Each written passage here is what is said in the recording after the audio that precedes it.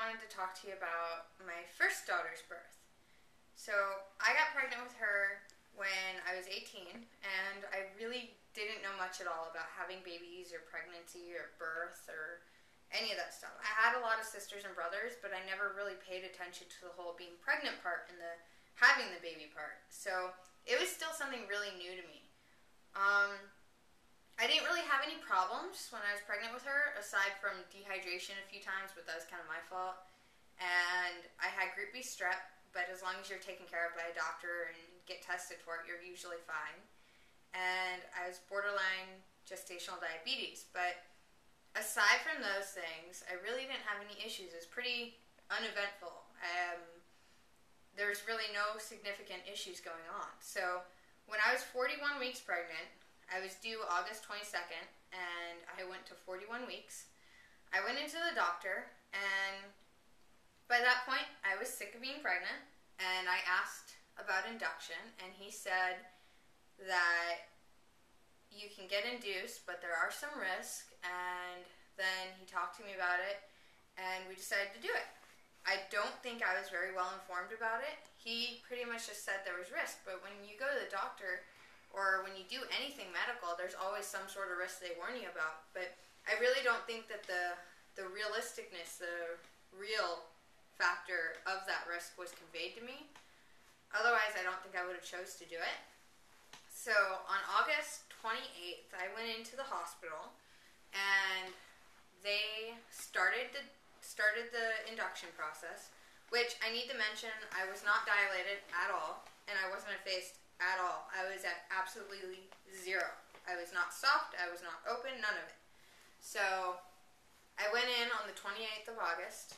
They started Cervidil, and they also started a Pitocin drip, and I got really bad contractions. They did not feel good, but I kept going, and I kept trying to think it's working, just keep going with it. And by noon the next day, I had showed absolutely no progress. I was still not dilated, I was still not effaced, and nothing was really happening. I was just getting these really uncomfortable, crappy contractions. So, as you can imagine, I was feeling kind of defeated because everything I was doing, it wasn't going anywhere, and I was in all this pain, and it wasn't helping anything.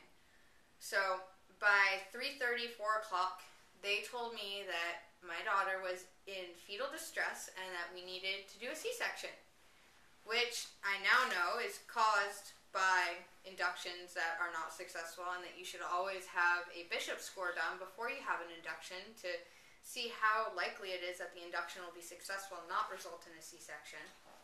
But they took me back and to the OR, and I remember I was so terrified. I was so scared. I just wanted to curl up in a ball and cry. I was at the point, I was like, just leave me pregnant. I don't want to do this. But when it's your baby and they tell you that your baby's in distress and that they could die, you're not gonna question them. You're gonna do what it takes, right? So I decided to go back there, and they did the epidural. Not the epidural, it's a spinal. It's slightly different, but they did the spinal, and I went numb from the neck down, and it's a really, really, really weird feeling. Like when you get your cavities filled, it feels like that. You can't feel like pain in specific points, but you can feel the pressure when someone touches you or when they're drilling your teeth and whatnot. But they did the C-section. She came out. She looked good. She was healthy. She was fine. But I was in a lot of pain. I was scared. My heart was pounding the entire time I was in there, and I just felt like such a failure. This might seem kind of funny, but when I went in there, I was crying, and the nurse told me that it was going to be okay, it's okay, and I just wailed out, it's my fault for being a teen mom. And she kind of chuckled at me and said, oh honey, there's lots of girls that are teen moms and they don't have C-sections. And I told her, well, that just means that I'm not as good as them. And I was so upset, and I couldn't stop crying.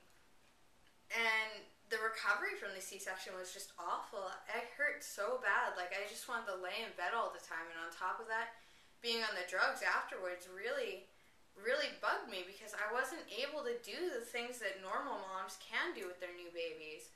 I just hurt so bad. Even just holding her, if she would kick her legs on my stomach, it hurt.